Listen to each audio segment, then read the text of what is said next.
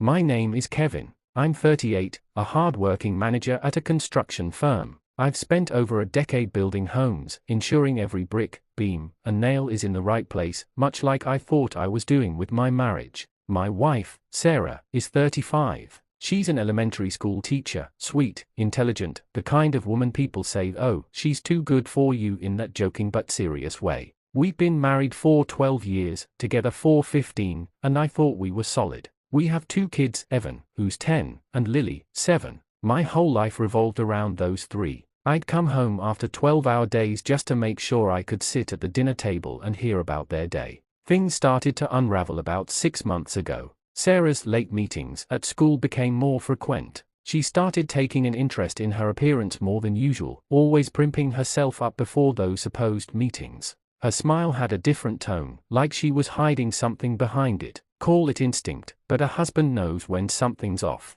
But I didn't want to believe it. I buried it. I'd tell myself, she's just stressed, maybe it's just a phase. After all, we've all been through rough patches, right? But the signs kept piling up. She started guarding her phone like it was the Holy Grail, taking it everywhere, even to the bathroom. Once, I caught her smiling down at it, and when she noticed me, her face fell like she'd been caught stealing. When I asked what was funny, she brushed me off with, oh, just a meme from work. It was that moment, her nervous laughter, that sent my gut sinking like a stone. Then, one Thursday evening after work, everything changed. Sarah had one of her meetings, and I was supposed to take the kids to my parents' house for dinner. But something told me not to. Instead, I dropped Evan and Lily at my mom's and headed back home. When I got to the house, the driveway was empty, but her car wasn't at the school either. I checked. So, I parked down the street and waited. I sat there for over an hour, feeling my pulse drum in my ears. My hands were trembling on the steering wheel, imagining all kinds of wild scenarios. But when I saw the headlights pull up in front of our house, that's when reality struck harder than I expected.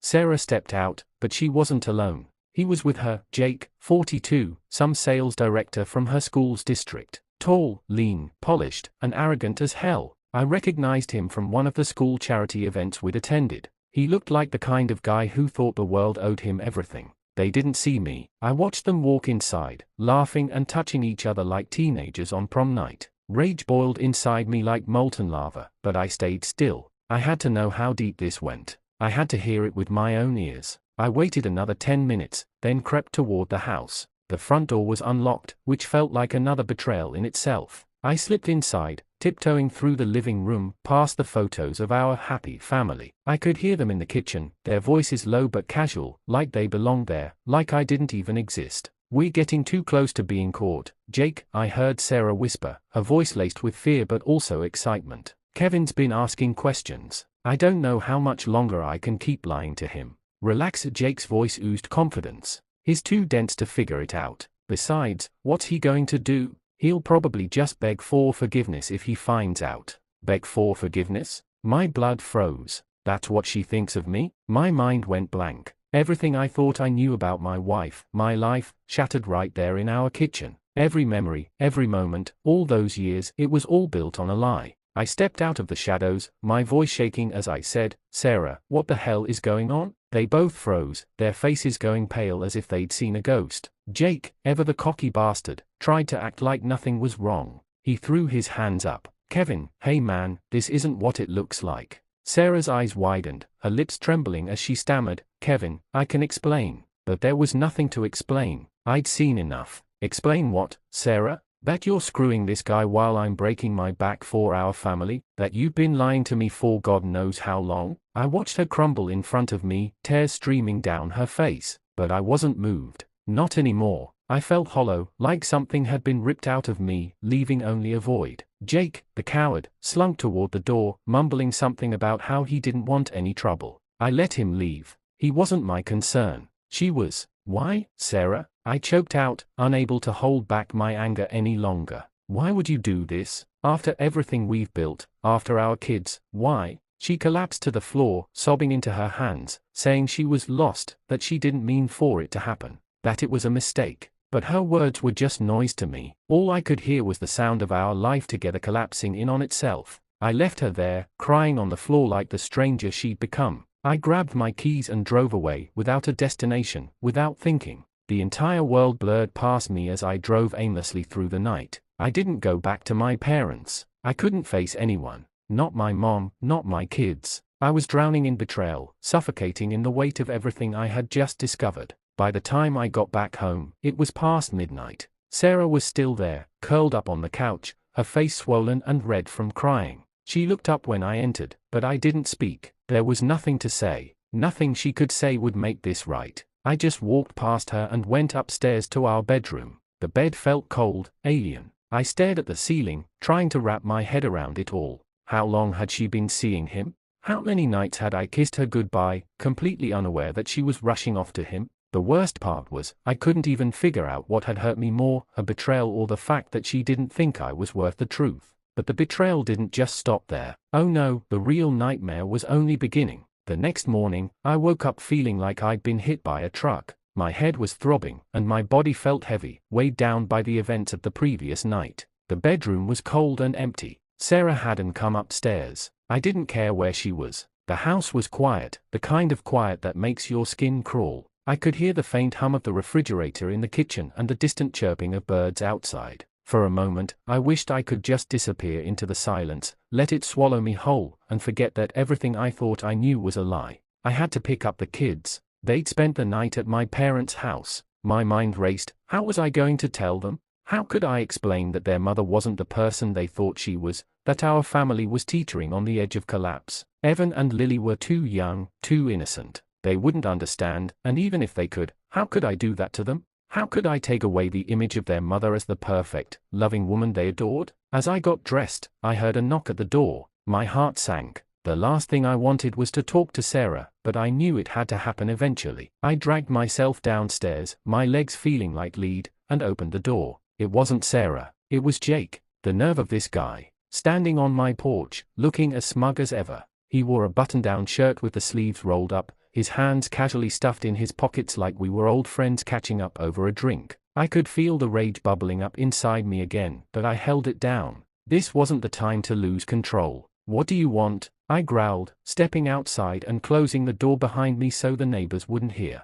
Kevin, I just wanted to talk, Jake said, his voice cool and collected, like he was trying to reason with me. I think we got off on the wrong foot last night. I stared at him, my fists clenching and unclenching. Wrong foot? I wanted to smash his face in, but instead, I forced myself to speak. You've got 5 minutes. Say what you need to say and get the hell out of here. Jake nodded, running a hand through his perfectly styled hair. Look, man, I'm sorry about what happened. I didn't mean for you to find out like that. I didn't want to hurt you or your family. I laughed bitterly. You didn't want to hurt me. You've been screwing my wife behind my back, and you think an apology's going to fix that? He held up his hands defensively. I get it. You're angry. You have every right to be. But Sarah and we didn't plan for this to happen. It just did. The audacity of this guy was unbelievable. He was standing there, in my face, trying to justify his affair with my wife like it was some kind of accident. Like they just tripped and fell into bed together. You didn't plan for it. I spat, my voice rising.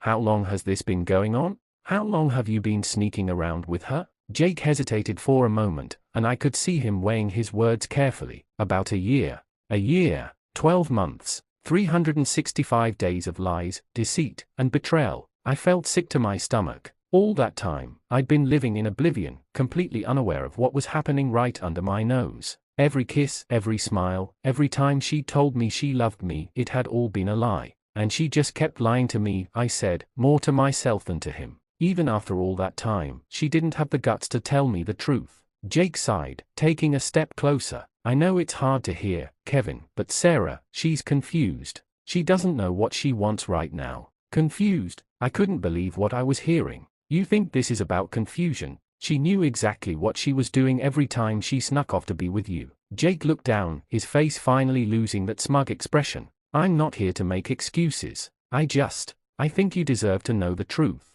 Sarah's been struggling. She feels like she's been suffocating in your marriage. I felt a cold shiver run down my spine. Suffocating? That was the word Sarah had used in one of our arguments a few months back. She had said she felt trapped, but I thought it was just a fight, a bump in the road. I never imagined it was part of something bigger, something that had been festering for a year. And you're her escape? I asked bitterly. You think you're the answer to her problems? He shrugged. Maybe, I don't know. All I know is that she's been unhappy for a long time, and I guess I was there for her. His words sliced through me like a knife. All this time, I thought I'd been doing everything I could to make Sarah happy. I worked long hours to provide for the family, gave her everything she needed, and still, it wasn't enough. She found solace in someone else, someone who made her feel free while I was chained to the life we'd built together. Then, Jake said something that knocked the wind out of me. She's not just unhappy, Kevin, she's pregnant. For a moment, I thought I had misheard him.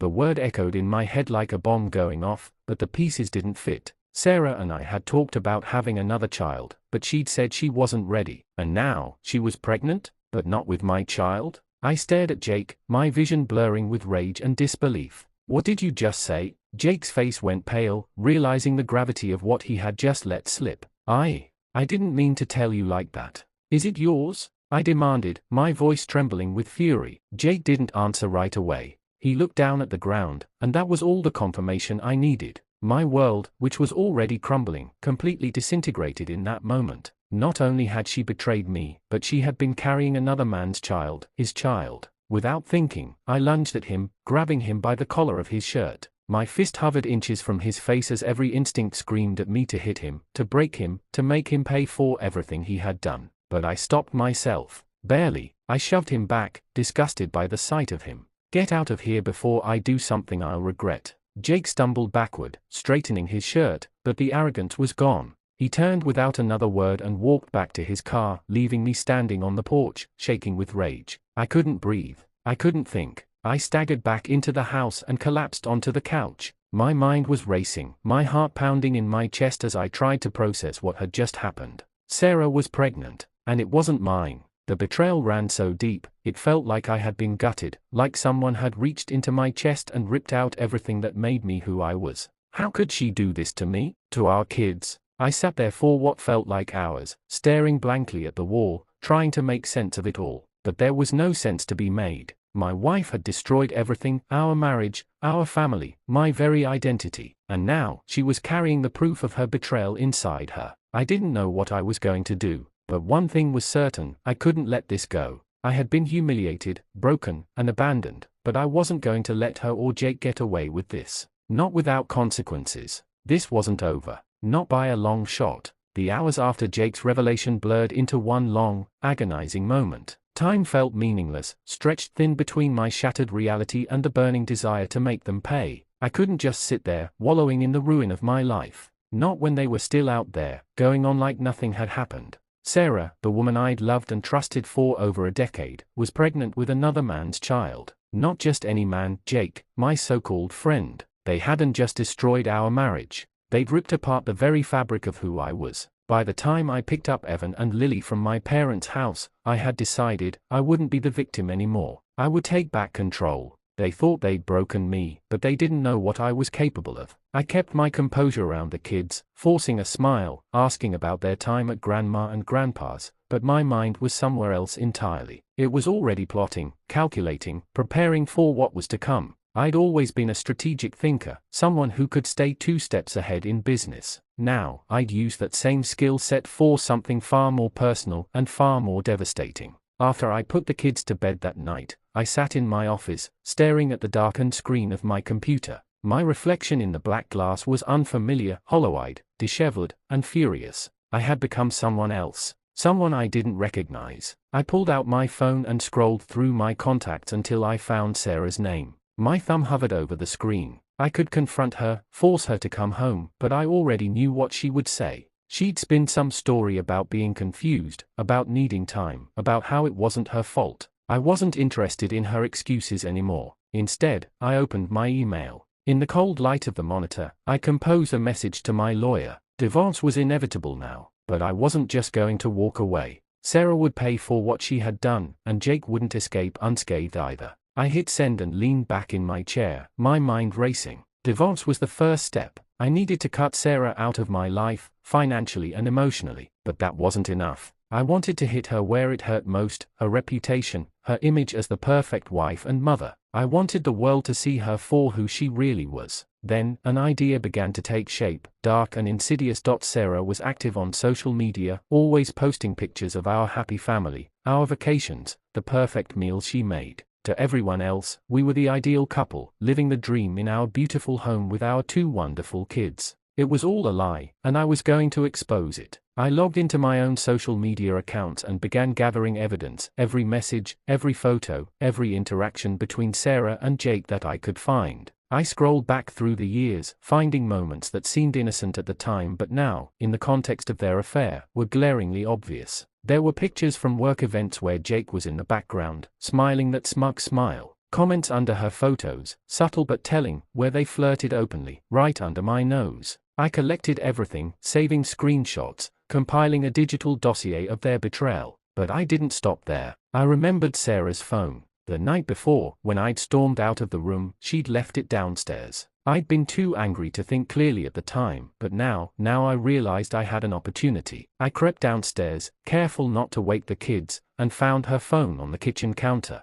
Her passcode hadn't changed in years, it was still our wedding anniversary. I felt a bitter sting of irony as I punched in the numbers. The first thing I did was open her text messages. There they were, dozens of conversations between her and Jake. Some were mundane, others were explicit, but all of them were damning. They had been carrying on like this for months, texting back and forth, making plans to meet up, sharing intimate details about their secret life together. I forwarded everything to my email, then deleted the sent messages. I wanted to make sure I had a record of everything before she realized what I was doing. Next, I opened her social media apps. I scrolled through her messages and found more evidence, private conversations with friends, where she complained about me, where she bragged about her relationship with Jake. By the time I was done, I had everything I needed. Sarah had no idea that her carefully curated image was about to come crashing down. But Sarah wasn't the only one I had my sights on. Jake was just as guilty, and I wasn't going to let him walk away from this unscathed. I knew Jake's business.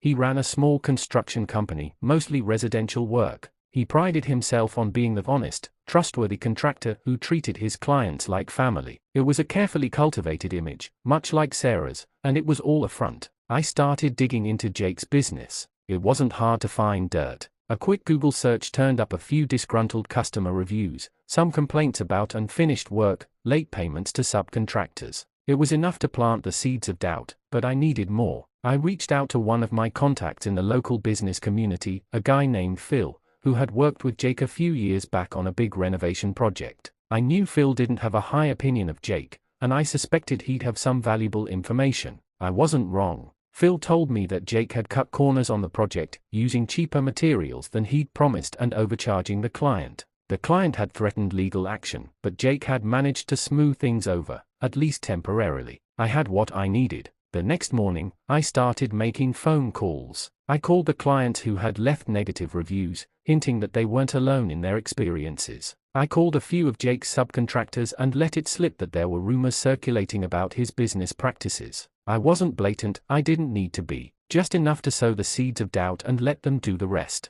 It didn't take long for the whispers to start. I kept my ear to the ground, watching as Jake's reputation slowly began to unravel. Clients started backing out of deals, and subcontractors started demanding payment up front. His carefully built business was starting to crumble, and he didn't even know why. The hardest part of my plan was figuring out how to protect Evan and Lily. They were the only innocent ones in all of this, and I wasn't going to let them be caught in the crossfire. But I also knew that I couldn't keep them in the dark forever. I scheduled a meeting with my lawyer to discuss custody arrangements. I wanted to make sure that when the divorce was finalized, I had primary custody. I wasn't going to let Sarah drag them into her mess. I began subtly preparing them, without giving too much away. I spent more time with them, taking them out on special dad days where we'd go to the park, play games, or watch movies together. I wanted them to know that no matter what happened, I would always be there for them. At the same time, I started gathering evidence that Sarah wasn't fit to be a mother.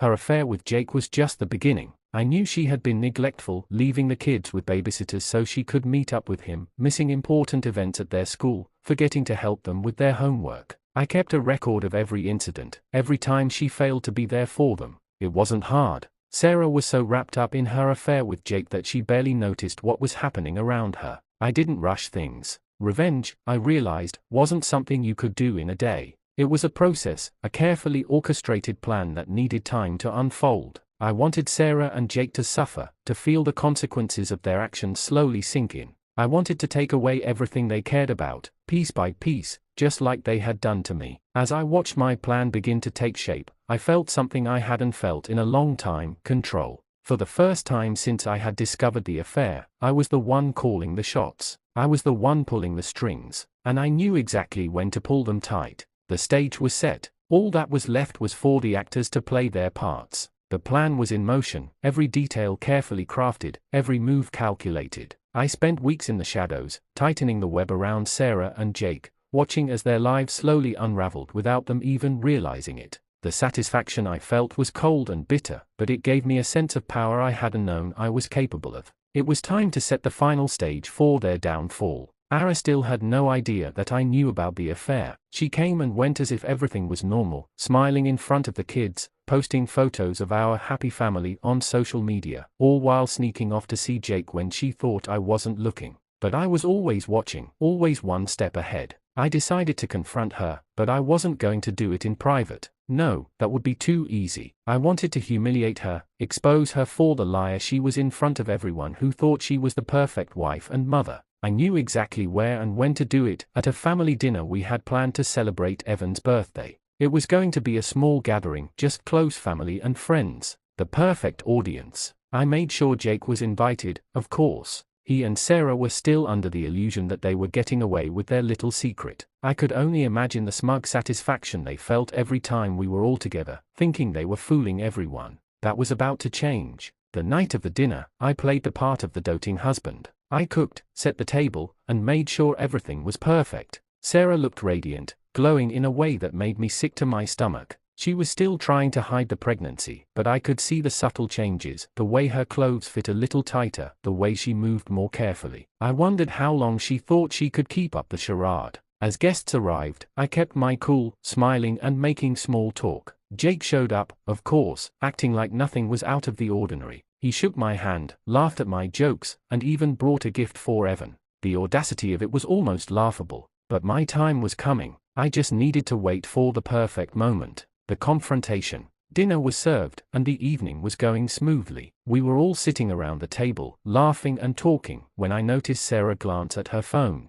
She thought she was being discreet, but I saw the way her eyes flicked toward Jake, the way she smiled ever so slightly. I knew she was checking for a message from him. It was time. I stood up, raising my glass as if to make a toast. Everyone fell silent, turning their attention to me. I could feel the tension in the air, the anticipation. Sarah looked up at me with a smile, completely oblivious to what was about to happen. To family, I began, my voice calm and steady. To love, to loyalty, and to trust. I paused, letting the words hang in the air. I saw Sarah shift uncomfortably in her seat, her smile faltering. Jake's eyes flicked toward her, a hint of unease crossing his face. And to betrayal, I continued, my tone hardening. To the lies we tell each other, to the secrets we keep, and to the people who think they can get away with destroying everything they touch. The room was dead silent now. Sarah's face had gone pale, and Jake was staring at me, his expression unreadable. I know, Sarah, I said, my voice barely above a whisper. I know everything.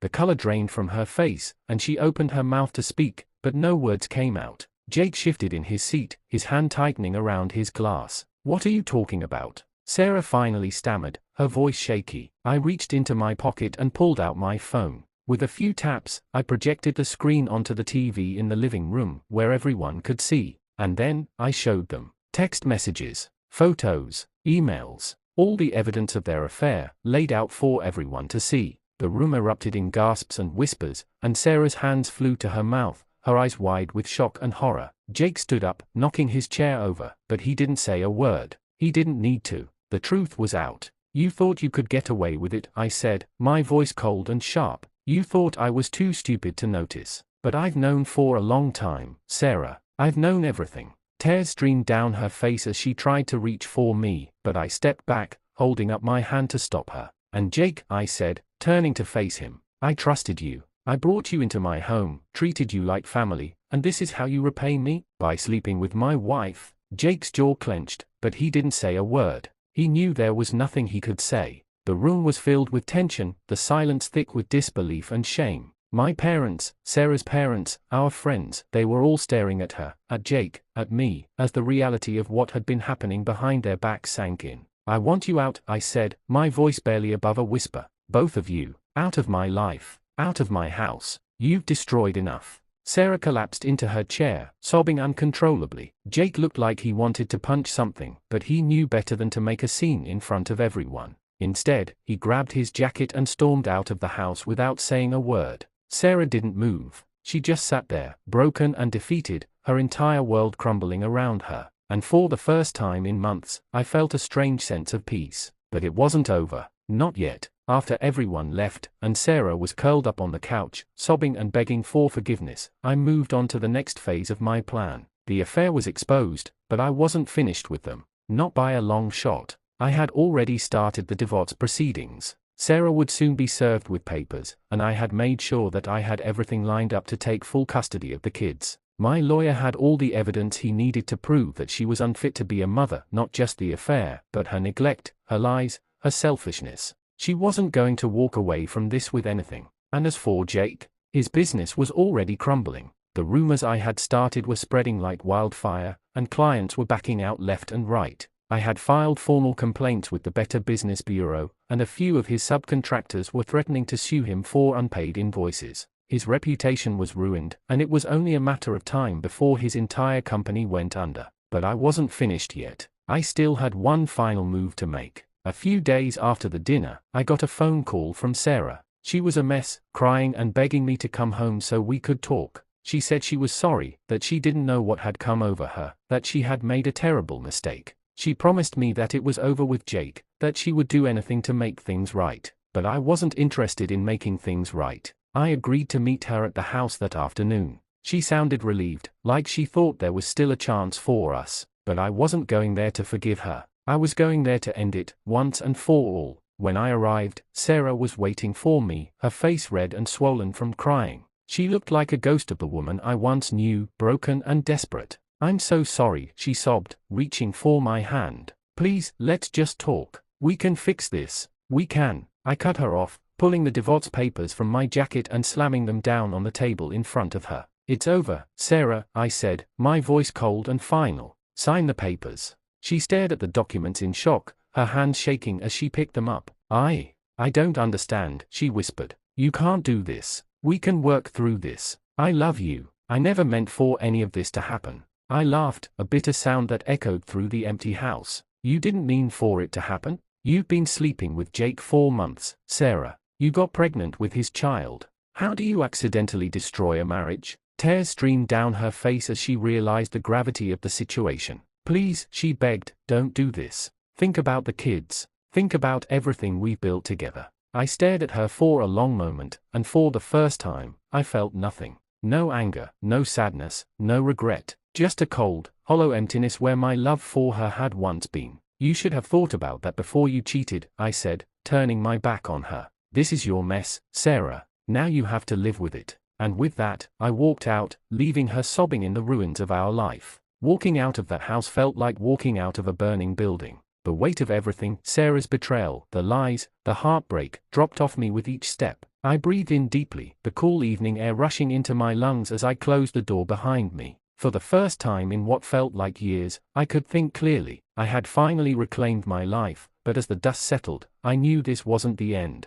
The real aftermath of my revenge was only beginning. The days following our confrontation were eerily quiet. Sarah didn't call, text, or show up at my doorstep. Part of me expected her to try and fight for our marriage, but she must have realized it was too late for that. Or maybe, deep down, she understood that she had crossed a line that could never be uncrossed. Either way, I found solace in the silence. The first ripple came when my lawyer notified me that Sarah had signed the divorce papers without a fight. No legal battle, no drawn-out custody disputes. I had full custody of our 2 boys, Evan and Liam. She didn't even try to contest it. It was as if she'd surrendered completely, like she knew she had no right to the life we had built together anymore. I was relieved, but it was a bitter victory. The truth was, while Sarah had wrecked our marriage, she was still their mother. I could never sever that bond for the kids. They loved her in their own innocent, unknowing way. They didn't understand the betrayal, the lies, or why Mom and Dad couldn't live together anymore. All they saw was that everything was changing, and they were scared. Explaining the divorce to Evan and Liam was the hardest part.